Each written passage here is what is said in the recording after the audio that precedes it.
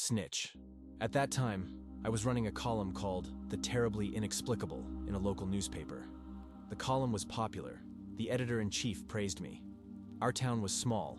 After a while, there wasn't enough material. Back then, we didn't work like they do on television, on TNT or NTV. Turn on any mystical program, half of the information is fiction, the other half is advertising for TV series and online cinemas. No, I approached my work responsibly because I knew that people believed me. I studied old books, diaries, traveled to villages, visited apartments where poltergeists supposedly lived. In search of interesting stories, I stopped in one remote village when I was returning from a business trip. Sashka, my driver and a great photographer, cursed for a long time when he drove through potholes on the road. A village like a village, a funny name. Yakoritsa. 7 houses with old people, few young people. The rest of the huts were destroyed either by time or by fire. I wouldn't have known that anyone lived here. The place wasn't marked on the new maps. They probably thought that everyone had died here. Forest all around, a wide river, fields to the horizon. No entertainment, except maybe the radio at the local club. There wasn't much time, so I decided to grab the bull by the horns and grab the first old woman I came across. Brownies? What are they doing here? Maybe kikimoras? Ghosts?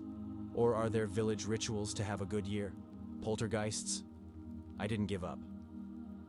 Polygeists? Are they from America or something? The old woman looked at me suspiciously. I'll write about you in the newspaper. I decided to approach it from a different angle. A lot of people will know about you. Okay, let's go inside. Why are we standing outside? It turned out that the old woman was of the stern Soviet school and didn't believe in either wood goblins or kikimoras. She allowed Sasha to snap the hut, insisting that the icons be visible.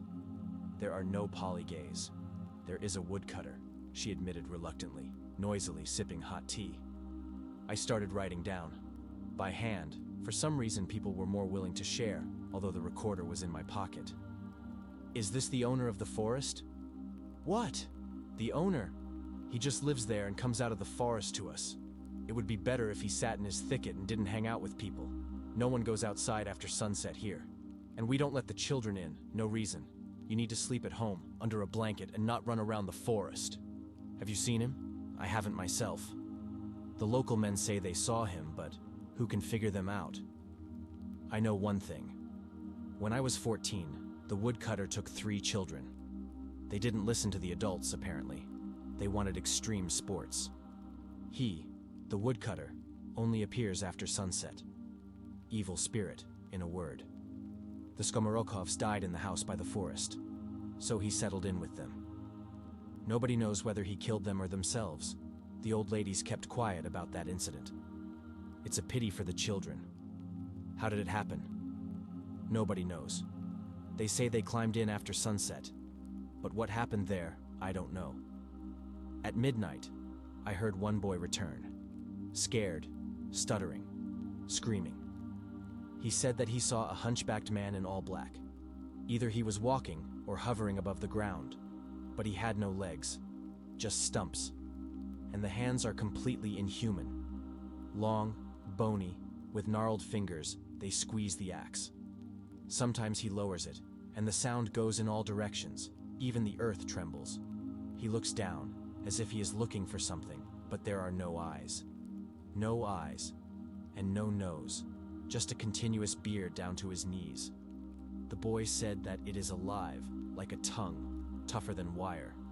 That the woodcutter can grab someone with it, like a hand, and the person disappears behind it. So the boy hid. That's why he survived?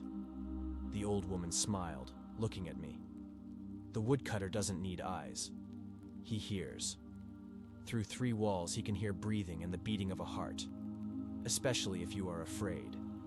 Maybe he, like a bat, knocks with an axe, and thus determines where something is. If he knocks at night, you can't be afraid. If you get scared, consider yourself lost. No doors will hold him. How can you come to such conclusions? After all, no one else died in the village? Why didn't they? They did. That boy disappeared the next night, from a closed house. They say there was a lot of noise, Screams. It was so scary that no one dared to enter. People even came from the city to investigate. They said that the maniac took the children. And you don't believe it? But then the men broke into the house where the woodcutter was sitting. In the early morning, of course. They didn't find anything, only a fresh shin bone, a child's. After this conversation, Sashka noticed that it was getting dark. It was time to go to the city. The old woman didn't see us off. She just crossed herself and bolted the door. We never went to that village again.